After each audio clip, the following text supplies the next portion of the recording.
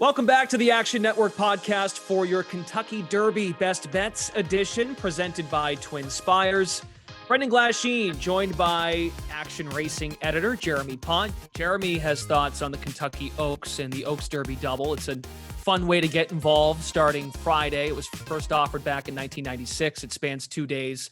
Jeremy, you have a specific thought process on how you go about picking and choosing value and making a selection in each race.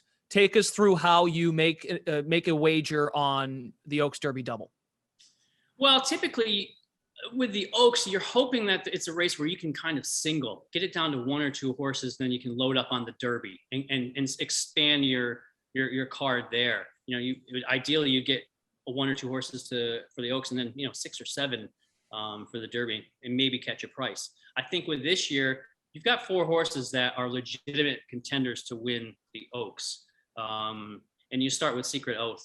It's on the one post, but ran well in the Arkansas Derby, finished third to Epicenter, and I believe it was Barber Road. I have to look, but yeah, it's a horse that I think if she can work the trip out there and didn't exert herself 100% in that Arkansas Derby, she's going to be around, and she's at good odds right now. She's 6-1 morning line for Hall of Fame trainer Dwayne Lucas and jockey Louis Saez. The favorite right now is Todd Pletcher's Nest. You get Irad Ortiz Jr., 3-time Eclipse Award winning jockey aboard, 5-2 odds. The likely favorite, probably the likely winner. And I think you have to add Echo Zulu. Joel Rosario is going to be aboard with Steve Asmussen training.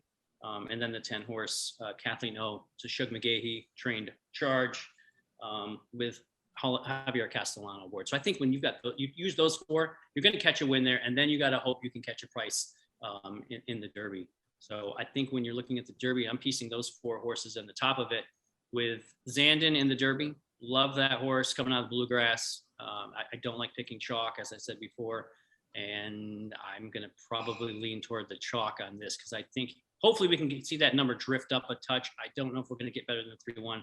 4-1 wouldn't be bad because on a $2 bet, that's a $10 winner. We're also going to use Taba. It's going to be 12-1 potentially. I think odds will drift down off that price. It's a Bob Baffert horse that's been transferred to the barn of Tim Yakteen. He's 2 for 2. He's a lightly raced son of Gunrunner, who won the Breeders' Cup Classic as a 4-year-old, if I remember correctly. And that tells me he can get the distance. Distance is key. A lot of these horses have never run 1.25 miles. So you can combine the fact he's lightly raced, and the fact he seems on the up and up right now. I think you're going to get a good price on him. He defeated Messier in the Santa Anita Derby, and ironically, Messier is coming in at better odds. He's 8-1 right now in the morning line. I think those odds potentially will flip. Taba will have a better number than Messier. But I'm not going to leave a quote-unquote Bob Baffert horse off my ticket. I've done it too many times in the past, and I favor this one over than Messier. So I think he's a good use in this daily double. I'm also going to use Cyberknife. It's a long shot we kind of like. Coming off a nice win in the Arkansas Derby, another son of Gunrunner. Again, breeding is a huge deal in this. You want to see a horse that can get the distance, or hope they can get the distance, at least in their bloodlines. I think this is a situation where you're going to get a good price on Cyberknife at 20-1. It's 1 of 3 entries from the Brad Cox barn, and he's ridden by Florent Giroux. These guys connected last year with Mandaloon, who was promoted to the win in the Derby after Medina Spirit was disqualified. And then, it's a situation where I think that this horse, again, another one of these horses that's on the up and up, came out of the Arkansas Derby, healthy, clean, has had some good works over the Churchill Downs surface. So I think you've got to use him just for the price alone and the connections. And then we're just going to toss in Smile Happy. He's 20-1. He finished second to Zandon in the Bluegrass. He struggled in the Risen Star. I thought the jockey, Corey Lannery, did not give him a good trip. I thought he should have won that race and beat Epicenter. I thought Lannery pushed Smile Happy a little too soon in the Bluegrass, which allowed Zandon to catch him down the lane and then go away. But he's still a quality horse. He could still be sitting on a big race.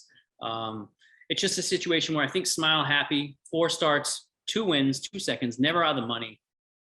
He might be distance compromised, regressing from his 2-year-old campaign where he put Fields away then.